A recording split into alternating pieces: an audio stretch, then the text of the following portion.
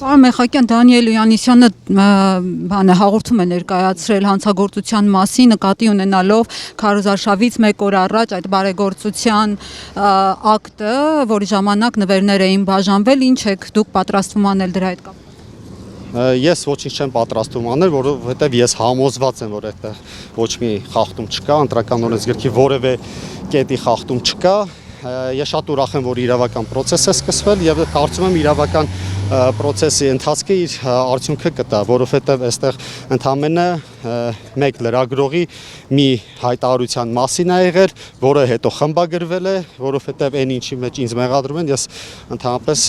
այդտեղ մասնակից չեմ։ Ես այդտեղ ընդամենը հրավիրված եմ եղել։ Իստեղ բարերարը ում ինչ է տվել, ինչ է բաժանել, այդ բարերարը 30 տարուց ավել անում է,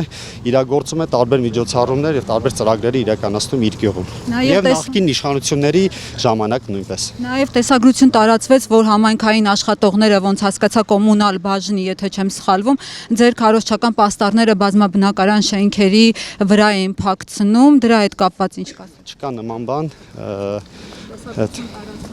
դա սուտ է։ Տեսագրություն կա, պարոն Մեխակյան։ Դա սուտ է, ասում եմ։ Տեսագրություն։ Կեղծվել է, մոնտաժվել է։ Չէ, ոչ թե կեղծվել է, մոնտաժվել է, մարդիկ սուտ հայտարարություն են տարածել, որ իրենք են։ Այս տեխնիկան համայնքապետարանինը չի, հիմա տեսագրությունը ցույց տամ, հա, պարոն Մեխակյան, որ ավելի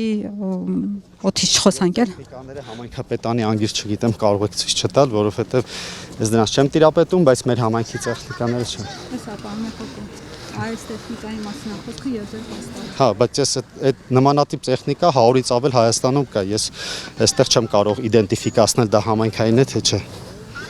Պարոն Մեխակյան, Այսինքն ձեր հրահանգով չի եղել ամեն դեպքում։ Ոչ, իհարկե ոչ։ պարոն Մեխակյան, Եթե որևէ բան էլ եղած լինի, կարող ուղղակի անփութության արդյունք լինի ընդհանրապես, ուրիշ ոչ մի բան։ Եվ պարոն Կարող նման բան լինել, որովհետև մեզ բոլոր ծախսերի համար կուսակցությունը օրինական ձևով գումարներ է հատկացնում։